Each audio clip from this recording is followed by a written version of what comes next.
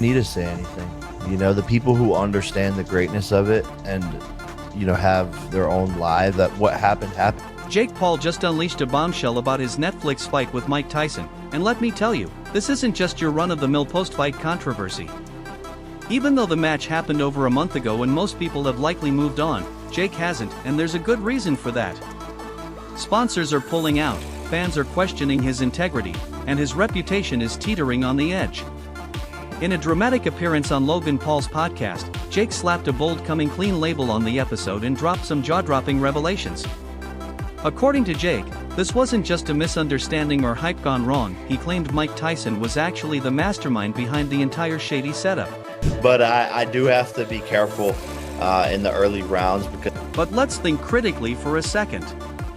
If Mike Tyson has a fortune of $400 million stacked up, while Jake Paul had a comparatively modest $30 million pre-fight, why would Tyson even care about this fight? He doesn't need fame, he is fame. The man's a walking icon. There's no need for him to climb into the ring with a YouTuber just to stay relevant. So the real question becomes, what's really going on here? Power, man, when you were in there. I don't remember it. You didn't even And let me warn you, if you find yourself siding with Jake in all of this, you might walk away with an entirely new reason to look at Tyson differently. This whole thing runs deeper than anyone expected. People are like, oh, it's rigged because look at him on the pads, but he didn't do this in the fight. Because someone is fucking punching back, you dumb fucks. Like, what's wild is that Jake Paul wasn't walking into this blind.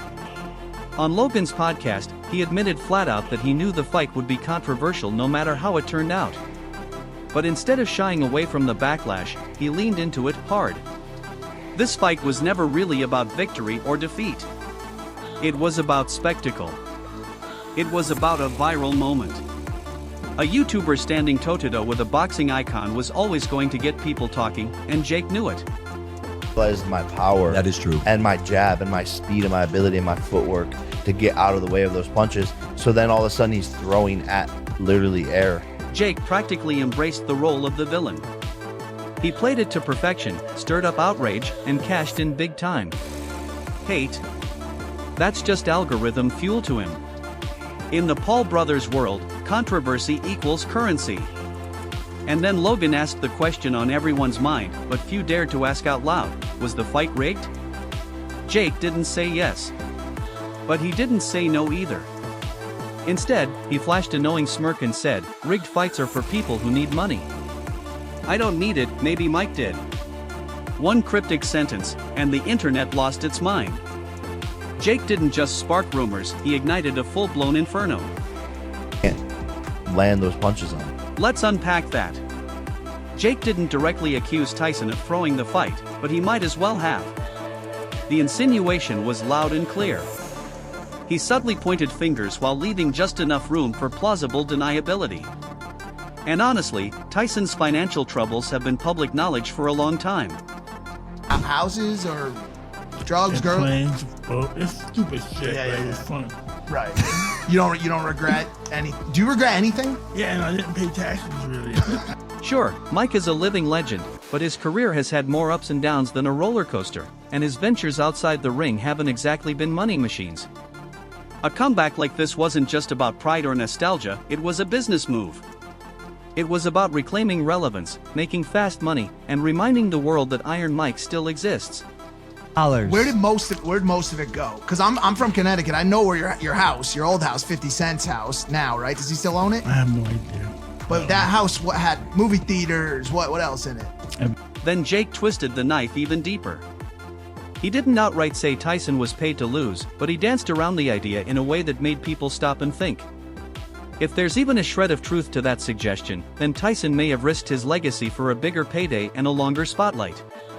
Jake, meanwhile, walks away with a win over a boxing god, while fans are left to wonder if they just witnessed a real fight or a scripted performance. I made a lot of money, the most money I've made ever. But What are you gonna buy with the money? probably a ranch. But here's the kicker, Jake's comment wasn't random. It was calculated, surgical, even. By shifting attention away from himself and planting seeds of doubt about Tyson, Jake weaponized the internet. He didn't need to prove anything, he just needed to raise questions. And he knows the internet loves a conspiracy. He basically handed the audience a mystery to obsess over, and they took the bait. I was missing I can't believe he can move like that. a lot of. So why even make that comment? If Jake had nothing to hide, why poke the bear? Maybe it was a preemptive strike, an effort to control the narrative before it turned against him. Or maybe, just maybe, it was classic Jake Paul, deflect, redirect, and drop a match into a gasoline-soaked room just to watch the fire burn. Either way, you can bet he knew exactly what he was doing. The way the night went down. I wish he would have, like put up a better fight, so then I could have like risen more and done more. Let's not pretend this fight was about the purity of sport. Sure, the hype was real. Tyson's legendary status combined with Jake's internet fame made for a blockbuster event. But strip away the surface, and what you find is a strategic operation built on branding, business, and big-time payouts. Look at the puzzle pieces, and the picture becomes clear. This wasn't a match, it was a money move. Surviving, He you know, was. so So annoying. that was the only thing I didn't like. So annoying when they don't bring the. Start with Tyson's finances. The man earned over $400 million in his prime, but declared bankruptcy in 2003. Since then, he's done everything from one-man shows to selling cannabis gummies shaped like ears. Despite the hustle, none of these ventures have made him massive profits. Then along came Jake Paul, a $20 million Netflix deal, and a perfect opportunity for a financially struggling legend to step back into the limelight. This fight wasn't just a comeback, it was a marketing jackpot. I think Jake's in a lot of trouble. And Tyson didn't waste that opportunity. He used the fight as a platform to promote his cannabis brand, Tyson 2.0, and to build hype around an upcoming Netflix documentary series. This wasn't just a sporting event, it was a full-blown advertisement wrapped in boxing gloves. Every moment inside the ring doubled as a marketing ploy. Signed on here to see you. You lit up Tyson 2.0. Last time we saw you in Vegas, you handed me a bag of your Mike Bites, the edibles. Fantastic. I love them. And then there were the whispers, the growing rumors that this fight wasn't entirely on the level. Jake won by unanimous decision. There wasn't a knockout. But there were moments that didn't feel right: punches pulled, energy inconsistent, reactions delayed. Some believe Tyson might have agreed to take a loss in exchange for the exposure and payday. After all, his legendary status was secure. Losing to Jake wasn't going to erase that. But it did reignite media frenzy and generate millions in buzz. They have no expectations. We have expectations. Yep. If I don't get 100 million views, fuck out of here, my data! Right. No, these guys just want a piece of banana. They want to eat, Listen, live.